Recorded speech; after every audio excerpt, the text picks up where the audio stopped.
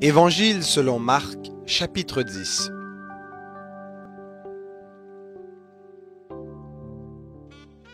Jésus se mit en route pour se rendre aux confins de la Judée et de l'autre côté du Jourdain. Les foules s'assemblèrent de nouveau auprès de lui, et selon sa coutume, une fois de plus, il les enseignait. Les pharisiens l'abordèrent et, pour l'éprouver, lui demandèrent s'il est permis à un homme de répudier sa femme. Il leur répondit, « Que vous a commandé Moïse ?» Moïse, dirent-ils, a permis d'écrire un acte de divorce et de répudier sa femme.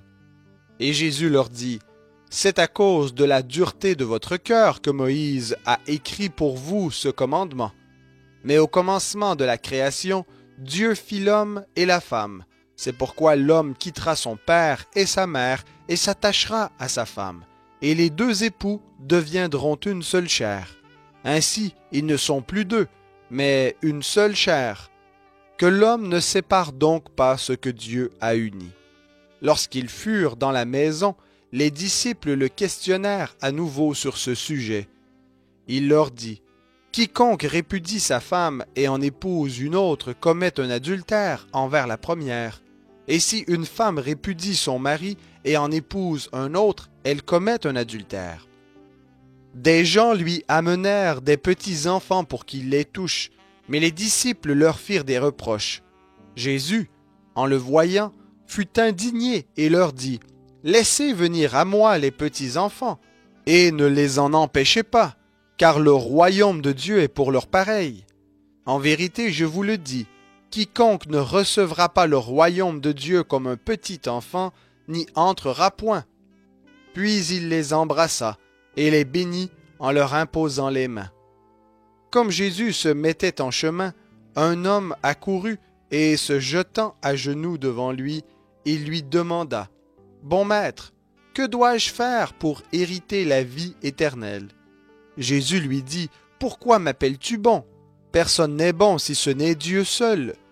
Tu connais les commandements, ne commets pas de meurtre, ne commets pas d'adultère, ne commets pas de vol, ne dis pas de faux témoignages, ne fais de tort à personne, honore ton père et ta mère. » Il lui répondit, « Maître, j'ai gardé tout cela dès ma jeunesse. » Jésus, l'ayant regardé, l'aima, puis il lui dit, « Il te manque une chose. Va, vends tout ce que tu as, donne-le aux pauvres, et tu auras un trésor dans le ciel. Puis viens et suis-moi. » Mais lui s'assombrit à ces paroles et s'en alla tout triste, car il avait de grands biens. Jésus, regardant autour de lui, dit à ses disciples qu'il est difficile à ceux qui ont des biens d'entrer dans le royaume de Dieu. Les disciples étaient stupéfaits par ces paroles, et Jésus reprit et leur dit, « Mes enfants, qu'il est difficile d'entrer dans le royaume de Dieu. Il est plus facile à un chameau de passer par le trou de l'aiguille qu'à un riche d'entrer dans le royaume de Dieu. » Les disciples s'étonnaient encore davantage et se disaient les uns aux autres, « Alors qui peut être sauvé? » Jésus les regarda et dit, « Cela est impossible aux hommes, mais non à Dieu, car tout est possible à Dieu. » Pierre se mit à lui dire, « Voici que nous avons tout quitté et que nous t'avons suivi. » Jésus répondit, « En vérité, je vous le dis, il n'est personne qui ait quitté à cause de moi et de l'Évangile, maison, frères, sœurs, mère, père, enfants ou terre, et qui ne reçoive au centuple présentement dans ce temps-ci des maisons, des frères, des sœurs, des mères, des enfants et des terres, avec des persécutions, et dans le siècle à venir, la vie éternelle. Plusieurs des premiers seront les derniers, et les derniers seront les premiers. » Ils étaient en chemin pour monter à Jérusalem, et Jésus allait devant eux.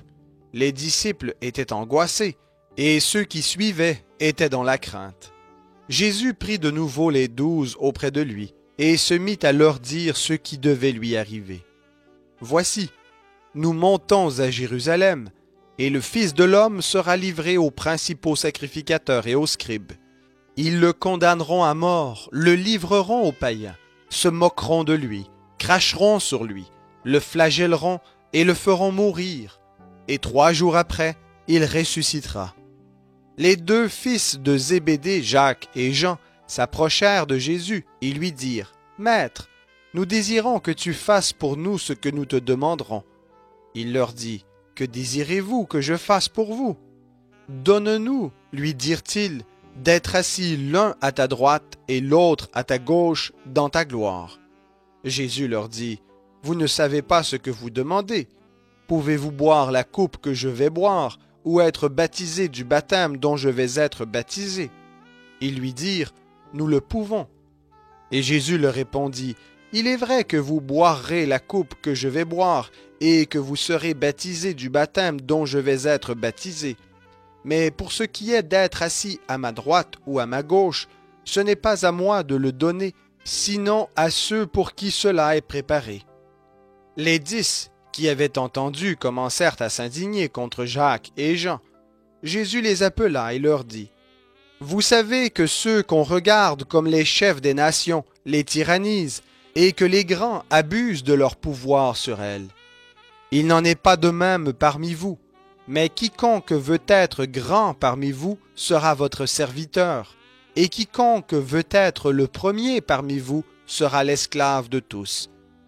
Car le Fils de l'homme est venu non pour être servi, mais pour servir et donner sa vie en rançon pour beaucoup. » Ils arrivèrent à Jéricho, et lorsque Jésus en sortit avec ses disciples et une assez grande foule, un mendiant aveugle, Bartimée, fils de Timée, était assis au bord du chemin.